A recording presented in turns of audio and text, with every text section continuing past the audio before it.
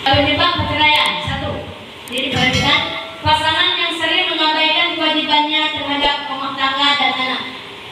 Ya, seperti jalan pulang ke rumah, tidak adanya kedekatan emosional dengan anak dan pasangan. Ini terjadi disebabkan perceraian. Jadi sering di luar dia disampaikan. Ya, apalagi laki-laki, tiap hari dia ke kafe-kafe. Jadi istri di rumah terserah. Yang penting saya senang.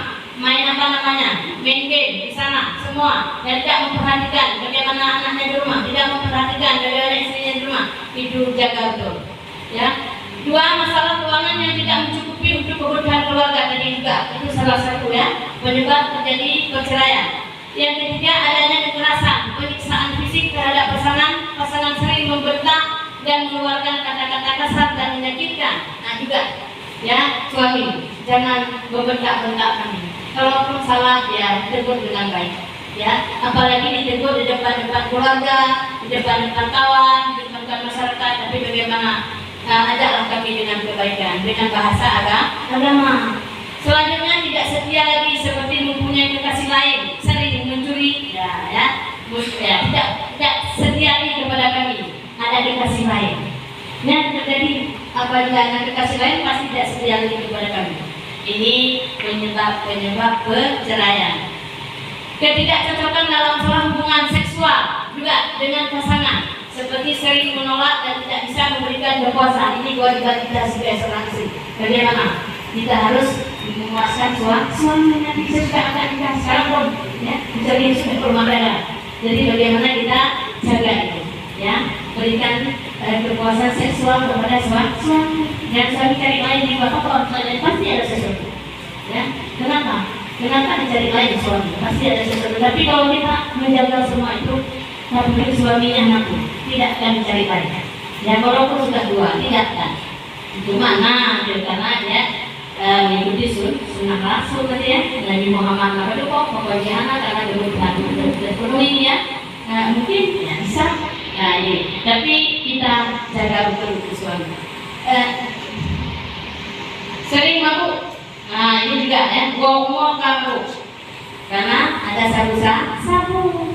Nah, juga adanya keterlibatan dan campur tangan dan tekanan sosial dan pihak perangkat pasangan atau keluarga juga ada. Jadi kita lihat sebagai suami itu ya ini tidak boleh kata nanti oleh keluarga pihak suami. Kita jaga. Itulah istri saya. Bagaimana? Yang tahu alasan saya. Berkurangnya perasaan cinta sehingga jarang berkomunikasi, kurang perhatian dan kebersamaan di antara pasangan. Ini juga. Makanya dalam rumah tangga kita saling cinta, saling jaga, saling sayang, saling hormat. Ya, kita jadi itu. Sudah? Cepat-cepat di waktunya sudah habis. Sumber konflik. Nanti sumber konflik. Ketidaksetaraan status, posisi dan relasi. Status saya apa? Kadang mengawin menjanda. Statusnya sudah janda. Ya, itu kadang-kadang sumber konflik nih. Mengawin muka janda. Yang janda mengawin malu muda. Kan tidak sama ya? Sama statusnya ada relasi, tapi bagaimana kita bisa kesamaan gitu ya, setara. Walaupun dia sudah janda, yang penting cantik. Ya, yang penting dia kebutuhan saya terpenuhi. Yang penting dia cantik, yang menghias saya semua ada sama istri, walaupun dia janda. Ini kan statusnya. Tapi kalau sama-sama statusnya sama-sama masih perawan dan ya, itu kan sepasang ya. Ya, sepasang itu sekafaan namanya. Jadi kayak juga kadang-kadang ada juga statusnya tidak setara. Statusnya kadang keluarganya dia orang miskin, dari istri, dari suami ada orang kaya, itu jangan diperhatikan.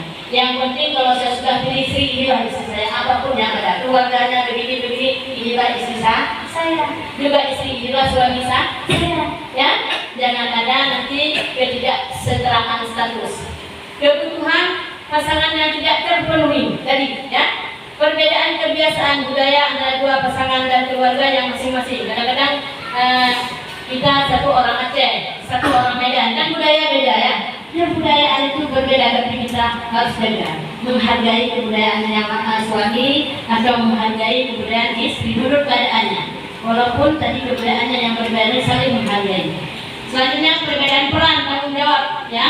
Ada yang istri kadang dia memang sebagai ibu rumah tangga, bukan sebagai bekerja di luar ya, domestik dan